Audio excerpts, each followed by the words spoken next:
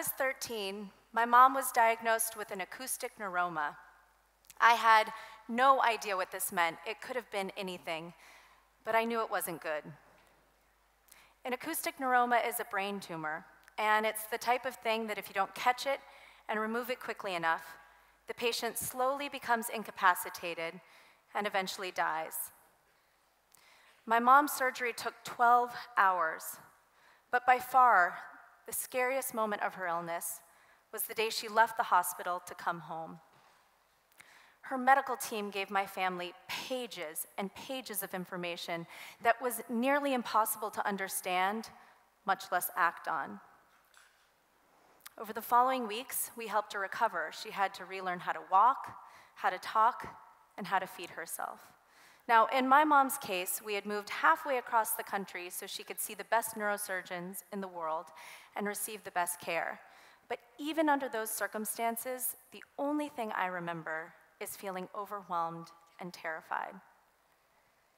The thing is, over time, we focused on building bigger and better hospitals, training up specialists, and thinking about how to effectively and efficiently treat. But that's not where healthcare ends. My mom's doctors had all the training in the world, but they faced limitations. They didn't have the time needed to prepare us, her family, to be caregivers at home. My family and I had all the desire to help my mom in the world, we just didn't know how. As a 13-year-old, I thought this was my story alone, but I was wrong. About 15 years after my mom's surgery, I found myself in a hospital in India, and this is what I saw: crowds. I learned that in India, it's very common for families to move to the hospital and live there while their loved ones receive care, and outside of visiting hours, they're left to do this: wait and pray. On the other side of the wall, I met patients like Anup. I sat with his mom and dad when it was time for them to return home. A nurse came in and gave his family a very rushed 5-minute lecture on everything they needed to know to keep their baby healthy and safe. Changes to his diet, medications he'd have to take, warning signs to look out for, all of this and more in only 5 minutes. Like many families in India, Anup's mom and dad lived hundreds of miles from the nearest hospital. They couldn't read or write, and they left overwhelmed and terrified. I saw this same story repeat itself over and over again, and I realized that even though I was thousands of miles away from home, the fear the families felt, I understood it because I had been there too. I also learned that very often what happens to a patient is that they'll end up getting worse after they go home, they'll have to come back to the hospital, or they'll suffer from complications that are potentially fatal and that could have easily been prevented. On that first trip, I was here as a graduate student and from Stanford, and my co-founders and I found ourselves wondering why. Why do we push eager people out of the system, and then only a few days later, we expect those same people to provide care at home? Why can't we take this motivated, capable, untapped resource, the family, and teach them how to provide care? What would happen if we turned busy hallways into classrooms and took people from the waiting room to the bedside so they could be next to the person that they love? When it comes to innovating in healthcare, we tend to think about the latest and greatest new technology or advancement to treat a specific problem. Rarely do we take a step back to look at the entire system and reimagine it. This means that sometimes we overlook or we just can't see a problem that has been right in front of us the entire time, just waiting to be unleashed. In this case, a problem, a solution that is devastatingly simple. It turns out there are a handful of things that someone needs to know to keep a patient healthy after they receive treatment. And we found there are things that we can teach anyone, regardless of literacy, if done in the right way and with the right tools. These are things like how to keep a wound and the environment around it clean, or how to recognize and react in the event of an emergency. There are things that the family is more than capable of doing, and we've found they're eager to do.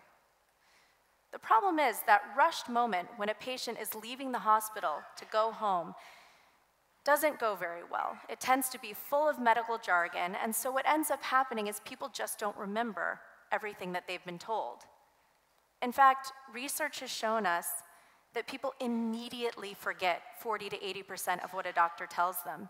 And then, of what's left, you only remember half correctly. So just telling someone something isn't good enough.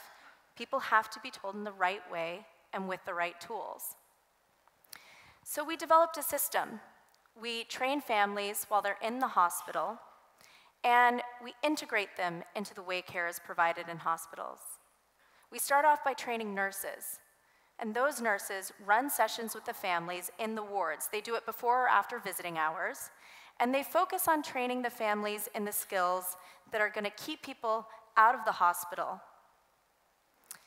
We found very early on that people like to be entertained, so we developed over-the-top Bollywood-style videos. We're in India, after all. And then we get families practicing the skills. So instead of 5 minutes of someone telling you what to do, you get hours to practice before you go home. And that is how we get the behaviors to stick. Care is being delivered like this in 25 hospitals across India. And so far, we've reached 70,000 families. Thank you.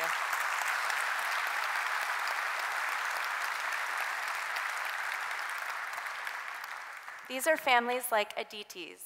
Her husband had a surgery, and she went through the training, and a few months later, we visited her in her village.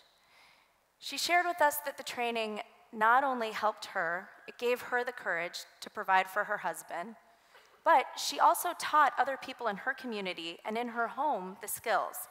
She wanted to make sure this didn't happen to anyone else that she loved. Our research is showing that anxiety for the caregiver is coming down by 85%. And every person we train goes on to train between 1 and 3 additional people in their community or their home. Thank you. So we were happy with these results, but we didn't expect this. We worked with a group of researchers at Stanford, and this body of research revealed that we're reducing post-surgical complications by 71%. 71%. These are serious complications. They're things like respiratory infections, wound infections. They're complications that send someone back to the hospital or in extreme cases result in death. So it works. Bringing families to the center, formally integrating them into the way care is provided can radically transform healthcare. It can save lives. We're on track to train 1 million people by the end of 2018, but that's nothing. We're only scratching the surface. Chances are you or someone you love is going through this right now. So my colleagues and I are constantly asking ourselves, how can we make this spread? How can we make this the new normal? This is a simple solution to a large problem, and better yet, it's something others can replicate. And that's the point. We have the opportunity to transform healthcare from a cold and scary experience into something that's full of compassion and love. And we can do that by bringing families to the center of care. My request to you is to think about the possibilities when you or I, people without medical degrees, work alongside doctors and nurses. Because one day, I think we're going to look back. We'll scratch our heads a little and we'll wonder, why not sooner? Thank you. Thanks.